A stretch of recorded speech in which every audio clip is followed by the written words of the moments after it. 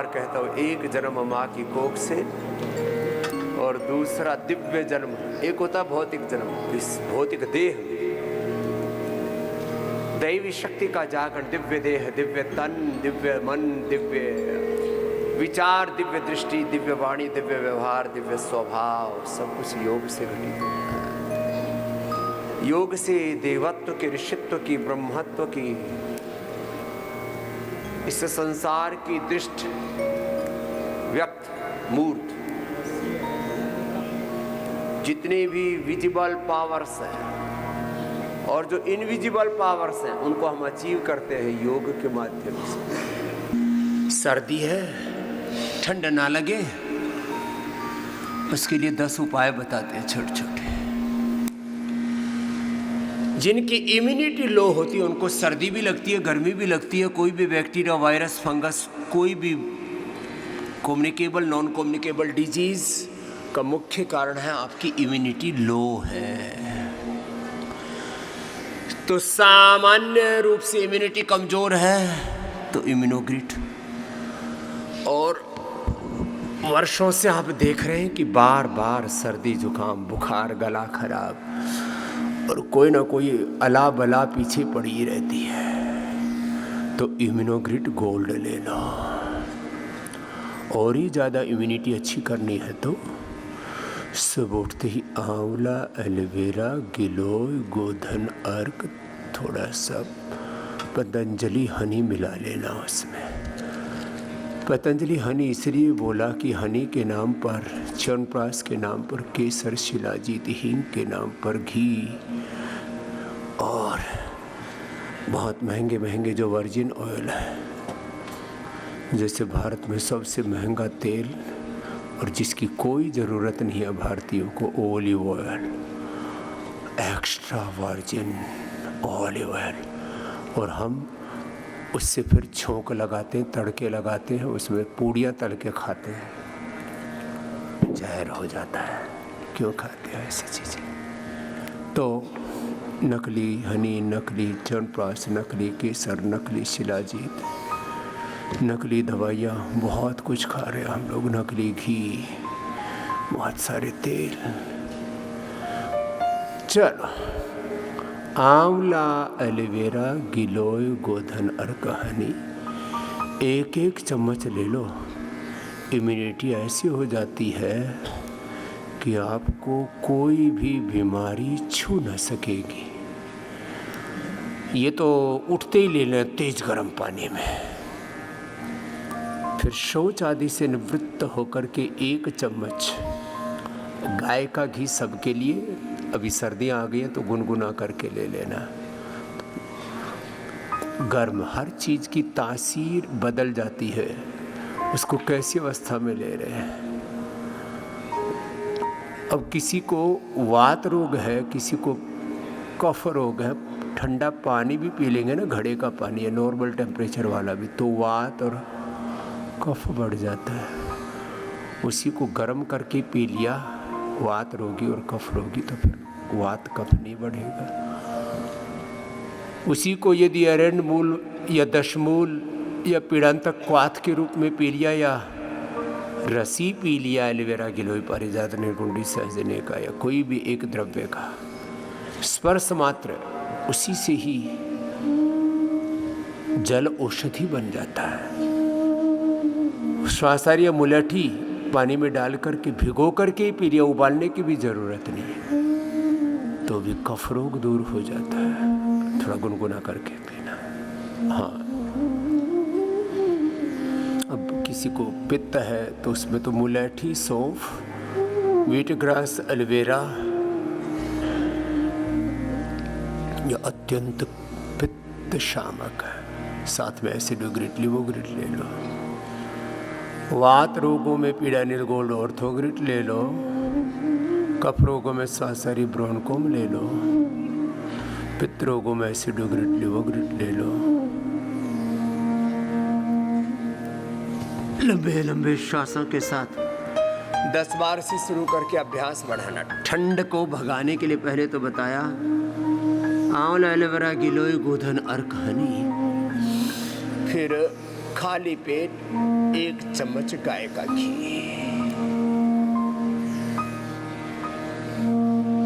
जिनको घी हजम नहीं होता है तो वर्जिन कोकोनट ऑयल आपको पतंजलि से उपलब्ध करा दिया। कांच की शीशी में इसलिए उपलब्ध कराया है, उसमें कोई भी,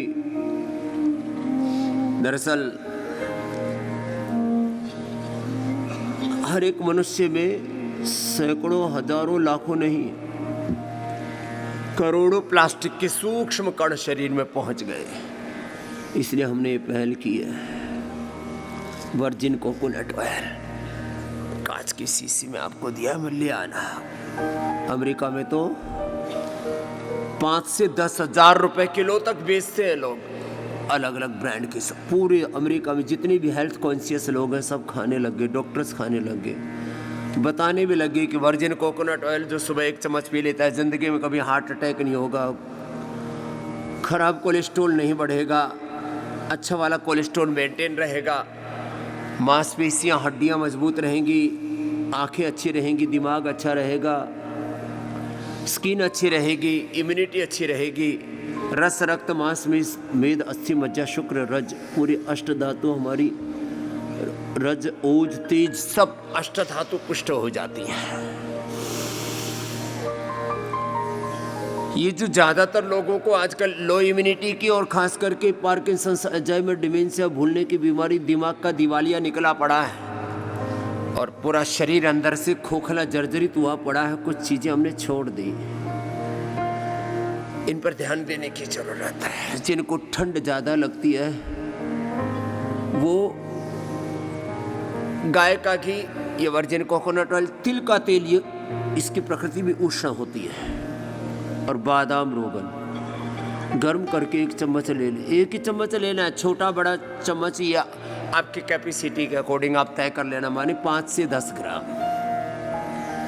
फिर 1 चुटकी सेंधा नमक और तेज गर्म पानी पी लेना। ये बेस्ट है, कभी भी कॉन्स्टिपेशन नहीं होगा, लुब्रिकेशन हो जाता है सुबह सुबह पेट का। वो पूरी आंतों में ऊपर से लेकर के नीचे तक एक पाइप की तरह है आपकी आंत ना। ये 32 फीट की जो आंत है, ये इसका अंदर से लुब्रिकेट करना बहुत जरूरी है। इसलिए सुबह सुबह तो घृतपान या तैलपान, और जब खाना खाते ना तो सबसे पहले सूप नहीं, सबसे पहले अनार, पपीता, सेब, गुगोसा, गाजर, मूली, टमाटर, खीरा, जो भी आपको खाना है पहले ये खाओ। 4 भाग करो भोजन के। आपको लगभग एक व्यक्ति के लिए 400 ग्राम फूड पर्याप्त है। कम से कम 100 ग्राम उसके अंदर, कम से कम 100 ग्राम उसमें फ्रूट जाने चाहिए। 100 ग्राम से कम नहीं। ये मैं अपना अनुभव बता रहा हूं पिछले 30 वर्षों का। उसमें अनार मैंने कंपल्सरी शामिल किया हुआ, और उसका कारण है कि मैं कभी बीमार नहीं होता। जो खाएगा अनार वो नहीं होगा कभी बीमार। 1 अनार 100 बीमार, ऐसे कहावत तो है गांव में। ना कॉन्स्टिपेशन, ना कोलाइटिस, ना इंडाइजेशन, ना फूड पॉइजनिंग, और तमाम तरह के कुछ ना कुछ उलट पुलट, ब्लूटिंग, गैस का, एसिडिटी, पायस, फिशर, फिस्टुला, पाचन की समस्या 99% लोगों को है। खाया पिया ठीक से हजम नहीं होता, बहुत दिक्कतें हैं, शरीर में लगता नहीं, मेटाबॉलिज्म गड़बड़ है, मोटापा हो गया, कोलेस्ट्रॉल बढ़ गया, इन्फ्लेमेशन बढ़ गया, ये बढ़ गया, वो बढ़ गया, सारी ये सब घटना बढ़ना जो भी उलट पुलट चल रहा है वो इसलिए हो रहा है कि हमारा शरीर के पूरा जो हमारा अस्तित्व है उसके 2 मुख्य पार्ट है। एक आहार जिससे पूरा स्ट्रक्चर बनता है, दूसरा विचार जिससे हमारा पूरा कैरेक्टर तय होता है, हमारा स्वभाव तय होता है। चलिए, तो एक पार्ट रो फूड जिसमें सलाद, फ्रूट्स और 1-1, 2-2 नग, लोग मुट्ठा भर भर के जो ड्राई फ्रूट्स खा रहे हैं, ये मूर्खता है। खा पी करके कहते हैं गुड़ गोबर एक कर रहे, खा पी करके गू कर रहे हैं और बीमारी और भर रहे हैं अपने शरीर में। 1-2 पीस से ज्यादा, एक मुट्ठा तो खाने के लिए घोड़े की तरह दौड़ना पड़ता है। कहाँ तुम्हारे अंदर वो ताकत है? खाए जा रहे हैं, बस पैसे है इसलिए उड़ाए जा रहे हैं। 1-2 पीस से ज्यादा बादाम, अखरोट, मुनक्का, खजूर, अंजीर आदि नहीं होने चाहिए। यहाँ खाए जा रहे हैं। हाँ, कभी कभी तो हमारे यहाँ देने वाले भी, यहाँ पर भी देख लेना रे, कहीं कटोरी भर भर के तो नहीं पेल रहे। हाँ, इनके चेहरे की मुस्कान देख करके मुझे लग रहा है कि निरामय वालों को कुछ ज्यादा ही माल मिल रहा है। बोले बाबा जी और तो कुछ देते नहीं तो वही पेल लेते। हाँ, ज्यादा नहीं खाना, ज्यादा देना भी नहीं। 2 पीस, रोगी को इससे ज्यादा नहीं खानी चाहिए, मैं सच्ची बता रहा हूँ। ये तो पहलवान खा सकता है जी, एक कटोरी भर के तो। हाँ, अभी पूरा नहीं हुआ है। मकरासन, भुजंगासन, चलो अभी सलभासन करो। तो एक पार्ट फ्रूट से, फिर थोड़ा सूप आदि ले सकते हैं, उससे फिर पूरी अंदर तराई हो जाती है। पूरी डाइजेस्टिव सिस्टम का पूरा सिग्नलिंग, उसका पूरा प्रोग्रामिंग, उसका पूरा पेट का इन्वायरमेंट सब भोजन के लिए तैयार हो जाता। उसका एक बहुत लंबा प्रोसेस है। एक है गट ब्रेन, एक हमारा मेन ब्रेन, और फिर ओहो उसके आहार का तो इतना बड़ा फूड साइंस इतना बड़ा है, न्यूट्रिशन साइंस। मैंने कई बार कहा है, कुछ केवल पेट भरने के लिए खाते हैं, पेट जब तक भर न जाए उनको तसल्ली नहीं होती। कुछ स्वाद के लिए खाते हैं, कुछ पोषण के चक्कर में, न्यूट्रिशन माइक्रो न्यूट्रिशन, इससे ये ताकत मिलेगी वो ताकत मिलेगी, ताकत के चक्कर में, न्यूट्रिशन के चक्कर में। और कुछ तो बस ऐसे ही बस खाना है, खाए जा रहे हैं स्ट्रेस में। जिनको स्ट्रेस, एंजाइटी, डिप्रेशन और जो बहुत उतावले स्वभाव के, वो कुछ ज़्यादा ही खा जाते हैं और जल्दी जल्दी खाते हैं। खाने में तो कितनी भूलें करते हैं हम। खाने का क्रम ठीक नहीं है, खाने का तरीका ठीक नहीं है, तेजी तेजी से खाते हैं, ज़्यादा खा लेते हैं, समय से नहीं खाते हैं, बार बार खाते हैं, विरुद्ध आहार करते हैं, वात पित्त का प्रकृति के खिलाफ काम करते हैं। आज मेरे मन में सुबह सुबह एक बात आई, छोटा सा मोबाइल होता है उसको भी ठीक से ऑपरेट करते हैं। 1 लाख 2 लाख 10-20 लाख करोड़ 2 करोड़ 5 करोड़ की कोई गाड़ी आ जाए, कोई मशीन आ जाए, उसको भी ठीक से ऑपरेट करते हैं। दुनिया के सबसे नाजुक, सबसे महंगी, बेशकीमती, अनमोल कोई मशीन है तो शरीर है। अपने लीवर को, अपने किडनी को, अपने आंतों को, अपने पेनक्रियाज को, लंग को, हार्ट को, ब्रेन को, थायराइड को, प्रोस्टेट को, यूट्रस को, ओवरी को, रिप्रोडक्टिव, एक्सक्रीटोडाइजेस, स्केलेटन, सर्कुलेटरी सिस्टम को कैसे अच्छा रखना है। अपने स्थूल सूक्ष्म कारण शरीर, अन्नमय, प्राणमय, मनोमय, विज्ञानमय, आनंदमय कोश को कैसे ठीक रखना है। कैसे अपने तन मन जीवन को अच्छा रखना है, इसके बारे में हे मेरे राम 99% लोगों को इसके बारे में ठीक ठीक बोध ही नहीं है। सेल्फ केयर के बारे में 99% लोग लापरवाह हैं, लापरवाह। थोक में भूले करते हैं कैसे अपने आप, अपने साथ बिहेवियर करना। सेल्फ बिहेवियर ठीक से नहीं आता, दूसरों के साथ तो करते ही नहीं। ओहो, सेल्फ केयर नहीं आता। अपनी केयर कैसी करनी है, कैसे अपने बॉडी को डील करना है, कैसे बॉडी को ऑपरेट करना है, कैसे अपने बॉडी को, अपने माइंड को, अपने सोल को कोऑपरेट करना है। अंदर कोऑपरेशन ठीक नहीं है, अंदर का ऑपरेशन ठीक नहीं है। ओ चलो, उल्टे लेट के मकरासन, भुजंगासन, सर्वासन, धनुरासन। चलो अब जो बात बता रहा था, आहार में 1 भाग कच्चा, फिर 1 भाग लिक्विड, 1 भाग फिर जो आप पका हुआ खा रहे हैं, मिष्टान आदि तो 1-2 चम्मच खाना चाहिए। हलवा हो, लड्डू हो, जलेबी हो, हम ठोक लेते हैं।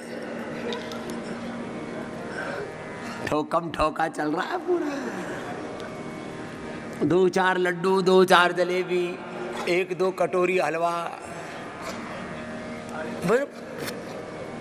बहुत ज्यादा खाते हैं, ओवर ईटिंग करते हैं। जितने पढ़े लिखे समझदार धनवान संपन्न लोग हैं, 99 क्या 100% लोग ओवर ईटिंग करते हैं। ये तो भगवान ने कुछ ऐसा कर रखा है शरीर में कि तुम ज़्यादा ओवर ईटिंग कर लेते हो, उसका मुश्किल से 10% ही बॉडी प्रिजर्व करके रखते, बाकी निकाल देती है। यदि वो पूरा का पूरा अंदर शरीर उसको डाइजेस्ट कर लेना, तो तुम 4-5 साल में 2-2 क्विंटल के हो जाओ सब।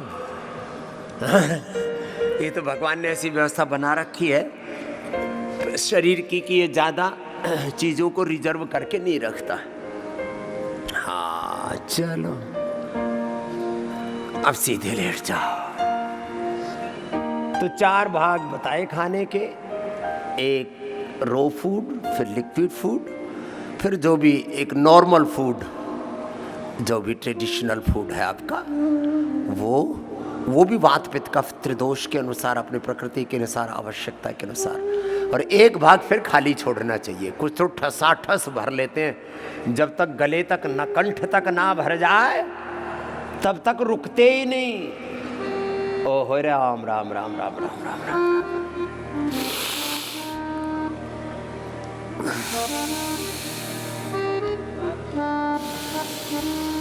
अपना अपना अभ्यास करो। तो सर्दी से बचने के उपाय बता रहा था। जिनको सर्दी लगती है उनको अनाजों में रागी, बाजरा, मकई, चौलाई, ये सब गर्म है। चौलाई भी गर्म है, रागी भी गर्म है, बाजरा भी गर्म है, मकई भी गर्म है। सबसे गर्म है बाजरा। खाओ, वज्र जैसे हो जाओ। राजस्थान में चूरू आदि ज़िले ऐसे हैं, जैसलमेर, जोधपुर आदि ज़िले ऐसे हैं, वहाँ पर टीबी टीले जहाँ होते हैं वहाँ -1, 2, 3, 4, 5 भी कभी होता होगा, लेकिन माइनस तक चला जाता है टेम्परेचर। वहाँ बाजरा खाते हैं, किसके साथ? दही के साथ, छाछ के साथ, थोड़ा सा लाल मिर्च, फिर लहसुन की चटनी, और ओहो हल्दी की सब्जी, हल्दी की सब्जी, एलोवेरा की सब्जी खाते। ओ जबरदस्त है ये। च्यवनप्राश, शिलाजीत, दूध में 5-6 चीजें डाल लेना। ओए राम, कभी भी कफ कोल्ड भी नहीं होगा और दूध भी हजम हो जाएगा। छोटी पीपल, मुलेठी, अश्वगंधा,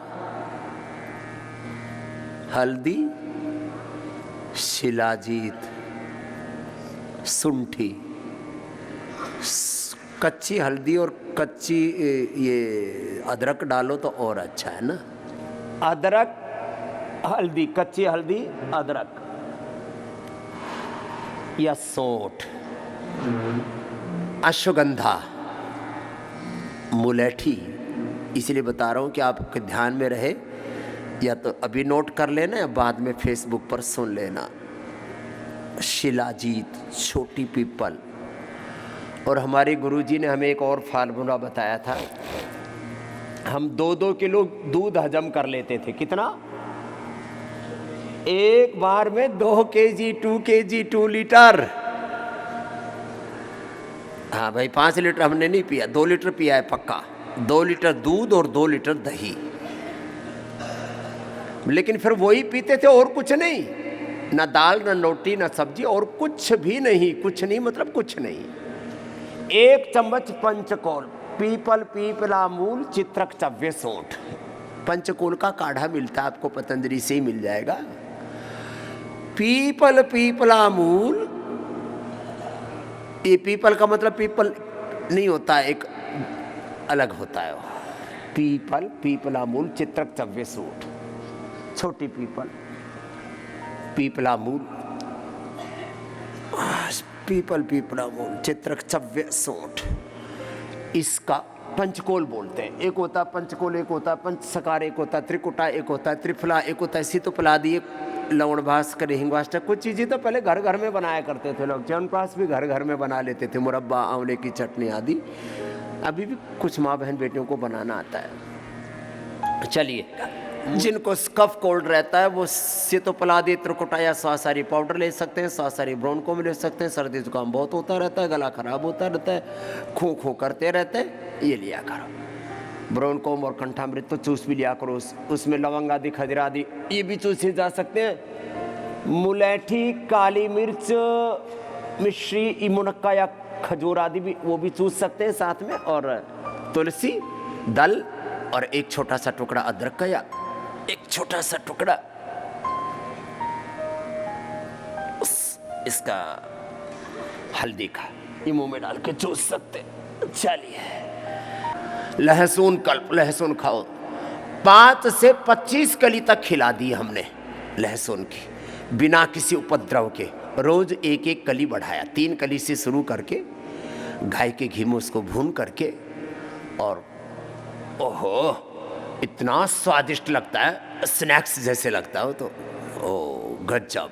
जैसे लोग वो आलू को चिप्स बना करके खाते हैं ना उसमें चीरा मार के, लहसुन में चीरा मारते हैं तो अंदर तक उसमें घी घुस जाता है, और फिर घी या मक्खन बटर में। ये तो दुनिया के दूसरे देशों में भी करने लग गए। चाइना, कोरिया में तो वर्षों से खा रहे थे लोग, अब तो पूरी दुनिया में हेल्थ कॉन्शियस लोग खाने लग गए लहसुन। ये हार्ट के लिए, कोलेस्ट्रोल के लिए, ओबेसिटी के लिए, लो इम्यूनिटी के लिए, वात रोगों के लिए, सभी प्रकार की दुर्बलताओं के लिए और डाइजेशन के लिए, बहुत तरह की चीज़ों के लिए अच्छा है। और अच्छा, इसमें दुर्गंध भी नहीं आता, और 3 चीज़ें दूर हो जाती है। लहसुन को काफ़ी धार्मिक लोग नहीं खाते, इसमें दुर्गंध आती है, तामसिक है, और बहुत तीखा है, एसिडिटी हो जाती है। तो ना तो एसिडिटी होगी, न इसमें तीक्ष्णता होगी, ना तामसिकता रहेगी, और ऐसे चबा करके खाने में स्वादिष्ट लगता है। आप ट्राई करके देख लेना, और सर्दी कतई नहीं लगेगी। ओहो, स्वेटर की जरूरत नहीं, गर्मी अंदर है, शक्ति अंदर है, सब औषधि अंदर है। पिंड में ब्रह्मांड है, स्वयं ब्रह्म है, सब कुछ पिंड में है। ये योग का मूल सिद्धांत है। चलिए, सर्दी के लिए सुबह उठते ही मुंह में 1 काली मिर्च डाल लो, 1 लौंग डाल लो, 1 लौंग 1 काली मिर्च। पतंजलि की केसर आती है 100% प्योर कश्मीरी केसर, उसको मुंह में डाल लो। ओहो, इतनी तो गर्मी मिलेगी, और चेहरे का रंग ऐसे निखर जाएगा, सेब की तरह, टमाटर की तरह, एकदम सुनहरा केसर की तरह, सोने की तरह, सोने की तरह निखार आएगा। आहा, बस ज़्यादा मत लेना, नहीं तो गर्मी इतनी हो जाती है, मुंह में छाले हो जाएंगे और मतलब उबलने लगोगे। थोड़ी मात्रा में लेना, और मुंह ऐसा, जीवा और पूरा मुंह ऐसा केसरिया केसरिया हो जाता है। ओ, अर्ध हलासन, पादवृत्तासन, द्विचक्रिकासन, ओबेसिटी के लिए। ठंड के लिए केसर, काली मिर्च, हल्दी, अदरक, तुलसी, मुलैठी, बहुत सारी चीज़ें बता दी, लौंग। जिनको बहुत अधिक ठंड लगती है तो दूध में मैंने बताया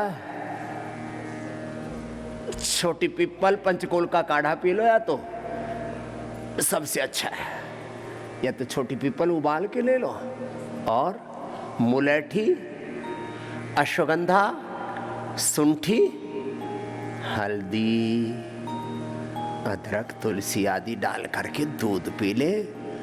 और एक और उपाय बताता हूं, सोयाबीन का जो मिल्क होता है, सोयाबीन को रात को भिगो दो। इसके बारे में तो मैंने कई वीडियो भी बना रखे हैं, फेसबुक पर, यूट्यूब पर देख लेना।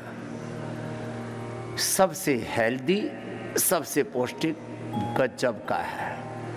बस जिनको बहुत अधिक थायराइड की प्रॉब्लम है उनको थोड़ा प्रिकॉशन लेने की ज़रूरत है, बाकी कोई दिक्कत नहीं है। बाकी तो बेस्ट है, सोया मिल्क, सोया पनीर, सोया दही, सोया छाछ सब कुछ बन जाता है उससे, और उससे कफ नहीं बढ़ता। नहीं तो दूध से ज़्यादातर लोगों को कफ आदि बढ़ जाता है। चलिए, उस दूध के साथ यदि च्यवनप्राश ले ले, च्यवनप्राश बच्चों के लिए बालप्राश, और जिंदगी भर चेहरे पर झुर्रियां नहीं चाहिए तो कोलेजन प्राश। अच्छा, कभी भी जिंदगी भर चेहरे पर झुर्रियां नहीं पड़ेंगी, भूलने की बीमारी नहीं होगी। बड़ी उम्र में आजकल तो छोटी उम्र में होने लग गई पार्किंसंस, अल्जाइमर, डिमेंशिया की बीमारी, भूलने की बीमारी। बड़ी उम्र की तो छोड़ो, अरे भूलने की क्या, याद ही नहीं होता। बच्चे रट्टा मारते रहते हैं, याद ही नहीं होता, ठप्प हो रखा है दिमाग। तो एक लड्डू बनाना घर में, फ्लैक्सीड, ओमेगा के चक्कर में महंगी महंगी चीजें खाते रहते हो। फ्लैक्सीड, प्योर ओमेगा, सब प्रकार के ओमेगा। फ्लैक्सीड, तुलसी के बीज, अलसी के बीज, फ्लैक्सीड, और उसमें फिर तुलसी के बीज भी डाल लेना, सर्दी भी नहीं लगेगी, ताकत भी पूरी मिलेगी, कोलेस्ट्रॉल नहीं बढ़ेगा। हाँ, आजकल चिया बहुत खाते हैं। चिया सीड से अच्छा तुलसी सीड, वेजल सीड, ओ गजब है साहब। चिया सीड भी हमने आपको उपलब्ध करवा दिया है, चिया सीड। और फिर थोड़े से उसमें मगज, थोड़े से ड्राई फ्रूट्स, अलसी, सफेद या काला तिल दोनों ही अच्छे हैं। ये तो मूढ़ लोगों ने ग्लैमर के चक्कर में सफेद तिल के भाव महंगे कर दिए, काला तिल सस्ता हो गया। वैसे काला तिल ज्यादा गुणकारी है। लो, ओहो, गुजराती लोग तो काले तिल को कूट करके थोड़ा गुड़ मिला करके खाते हैं, उसको वहाँ सानी बोलते हैं। उत्तर भारत वाले सानी और कुछ बोलते हैं, कुछ शब्दों में बड़ी प्रॉब्लम है। यहाँ सानी बोलते हैं गाय भैंसों को जो चारा करते हैं। गुजरात में काले तिल को कूट के बनाते हैं, उसको सानी बोलते हैं। एक बहन मैंने किया, मंजुला, अन्नू भाई ने पत्नी, सूरत में किस बाबा जी तब सानी खावा नहीं छे। मैं कीधु हूँ कोई डांगर छू, मैं कोई पशु हूँ, मुझे सानी खिलाओगे? सानी खावा नहीं छे। अरे मैंने कहा भाई खिला दो, सानी खिला दो। और शानी खाई तो सच में वो तो शान ही बढ़ जाती है, बड़ा जोरदार मामला है। तो सर्वांगासन करो, हलासन करो, पवन मुक्तासन, उत्तान पादासन करो, पादांगुष्ठ नासा स्पर्शासन करो, सेतु बंध थोड़ा लंबा करो। तो ये बता दिया आपको। इसमें थोड़ा गुड़ शक्कर मिला करके या ड्राई फ्रूट मिला करके लड्डू बना लो। सबके घर में लड्डू। ओहो, एक चीज तो छूटा ही गई, गोंद खाओ। गोंद के लड्डू खा करके हमारी हड्डियां इतनी मजबूत हो गई।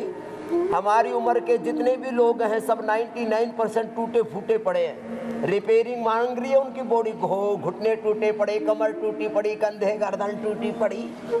अरे बोले बाबा जी आपके तो एक्सरे कराए तो बोन डेंसिटी आपकी बच्चों जैसी, और हम तो सब रिपेयरिंग मांग रही है बॉडी। क्या हुआ? कल एक बिटिया आई, अरे गुरुजी आप तो जैसे 30 साल पहले थे वैसे ही दिख रहे हो। मैंने कहा दिक्कत क्या? बोला हम बुढ़िया हो गई। ऐसे मत करो भाई, सलीके से जी लो। गोंद तिल के तेल में या गाय के घी में एक बार उसको अच्छे से उबाल करके ना 1 मिनट में ही वो ऊपर आ जाता है गोंद। हाँ, ये गोंद भी आपको उपलब्ध कराते हैं, वैसे मिल जाता है, बहुत महंगा बेचते हैं आजकल। 500 से 1000 रुपए किलो तक बिक रहा है बाजार में गोंद। 1000 रुपए किलो छोटे छोटे दाने करके देते हैं। उसको फिनिश करके गोंद के लड्डू खूब बनाने लग गए ना, बर्फी में डाल के खाने लगे, गोंद ऐसे ही खाने लग गए। कई तरह से गोंद का प्रयोग करते हैं। गोंद के लड्डू, ये मैंने आपको एक गोंद का अलग तरह का लड्डू बता दिया। बाकी तो मोटा आटा या बेसन के साथ और फिर उसमें ड्राई फ्रूट्स आदि डाल करके हमने भी बचपन में खूब खाए गोंद के लड्डू। अब हमने तो गोंद का गुड़ ही बना दिया। यहाँ हमारे भूदेव जी ये सेवा करते, खूब लोगों ने टनों की मात्रा में लिया। अभी फिर शुरू कर दिया है गोंद वाला गुड़, ड्राई फ्रूट वाला गुड़, गोंद और ड्राई फ्रूट के साथ। और ऐसा वो तो गुड़ ही अपने आप में है, और उसमें तिल भी डाल देते हैं, फ्लैक्सीड भी डाल देते हैं। तिल तो डालते हैं, फ्लैक्सीड और डलवा देना महात्मा जी। हाँ हाँ, फ्लैक्सीड अच्छा रहता, बहुत ही गजब। तो अपने अपने अभ्यास मैंने बताया थोड़ा लंबा किया करो। कुछ तो ऐसे नाम चारे का करते हैं, गांव की भाषा में बोले तो पोत सा उतारते हैं। बस कर लिया औपचारिकता, हाँ ये भी कर लिया, वो भी कर लिया, और किया कुछ नहीं। ऐसे ही एक एक अभ्यास को कम से कम 1 मिनट, और अब जैसे किसी की नाभि धरण आदि डिगी होती है तो 2 से 5 मिनट। पादांगुष्ठनासा स्पर्शासन 2 से 5 मिनट। लीवर किडनी की प्रॉब्लम है, डायबिटीज है, नाभि धरण आदि डिगी हुई है, 2 से 5 मिनट पवन मुक्त आसन, 2 से 5 मिनट उत्तान पादासन, 2 से 5 मिनट पादांगुष्ठनासा स्पर्शासन, 2 से 5 मिनट 10 मिनट तक करवा देते हैं डायबिटीज, टाइप 1 डायबिटीज होने पर। पवन मुक्तासन, उत्तान पादांगुष्ठनासा स्पर्शासन, हलासन, मंडूकासन, योग मुद्रासन, अर्धमुत्सिंद्रासन, वक्रासन, फिर बैलेंस के लिए गोमुखासन। तो भाई ठंड दूर करने के उपाय बता दिए। लगाओ दंड, भगाओ ठंड। दंड बैठक लगाओ, दौड़ लगाओ। सुबह सोड़ में पड़े रहते, मैं कहता हूं भाई सोड़ छोड़, उठ के दौड़, दौड़ लगाओ। तो एक तो लो इम्यूनिटी वालों को सर्दी लगती है, फिर जिनका लीवर कमजोर होता है उनको भी सर्दी भी लगती है। अच्छा हाँ, जिनको बीपी लो होता है, लो हीमोग्लोबिन होता है, उनको तो हमेशा ही इतने सीढ़े रहते हैं। किसी किसी को तो देखो ना, तो जब देखो ऐसे बर्फ की सिल्ली जैसे लगती है, और हमें नंगा भी देखो तो हाथ रखो तो ऐसे लगेगा जैसे मतलब गर्मा गर्म को।